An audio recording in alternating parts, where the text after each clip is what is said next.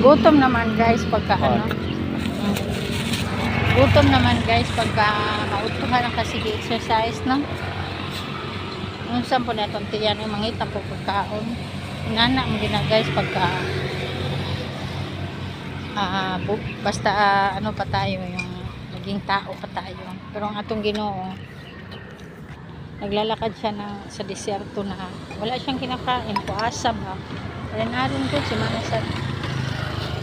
Wala siyang pagkain, wala siyang tubig, uhaw na uhaw, pero nakayanan niya. Tapos merong mga bad spirit, mga bad guy ba. Yung bad guy bitaw na si Satan na nilingla siya. Inaano niya, ikaw, Ginoo ka man kaya, di. Magpagawas ka dahil sa pagkaon, mag-magic ka, himuan ng bato uban. Ayaw kong tudloy. Awas akong atubangan. O kaning wag man ganyan madala jud ang atong Ginoo. O kaning kuan lupain, idala siya dito sa lupain guys na pinakita sa kanya para doon sa taas guys, na may lumaan din sa taas. Makikita mo yung baba dito. Dinala siya doon, parang ganoon, tapos dinala siya, tapos pinapakita sa kanya yung buong kamunduan, buong ano, lupain na yan. At saka ano siya, nilingla din siya na ano daw tawagan imuhan na tanan basta magsunod ka na ako imo kong ampuan na natong Ginoo yan na si Jesucristo. Ayaw ko tudloin, ayaw ko linglahan.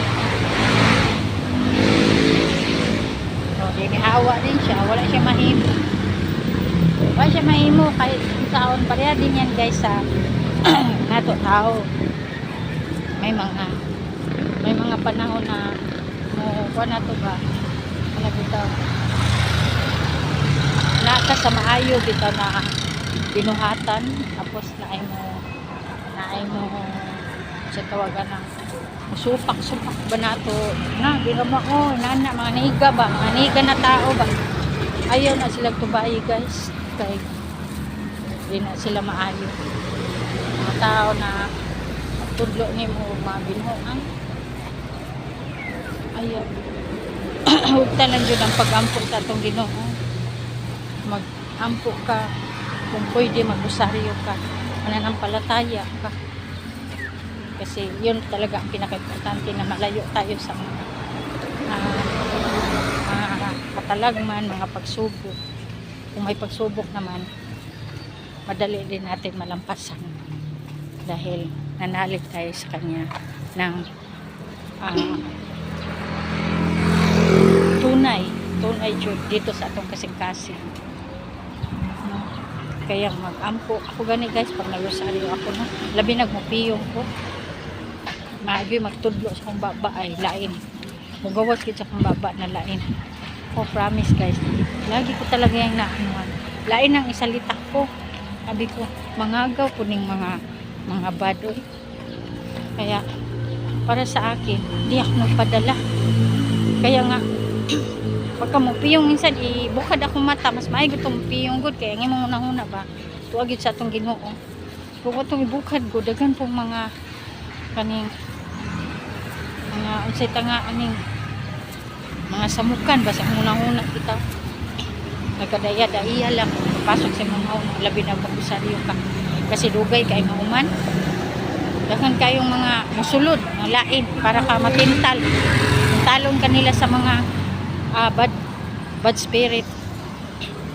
Ay, wag yan kasi ganun. Hindi yan. Usahay naman na ako yung makuna na makalit lang ko murag anak ba magba ba kay pero di ko matumpa. Tapos usahay naman guys yung rosaryuhan ko hila-hilain.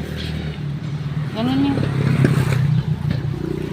Tuloy pa rin hanggang matapos ko yung rosaryo. Gabi-gabi ko yung ginagawa.